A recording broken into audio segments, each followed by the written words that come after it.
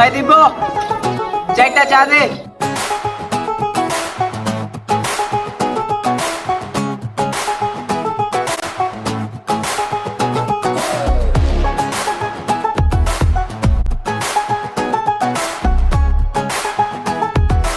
কিরে তুই চায়ের ভিতরে আঙ্গুল চুপাইছস কে? এই চা খাওয়ান যাইব এখন?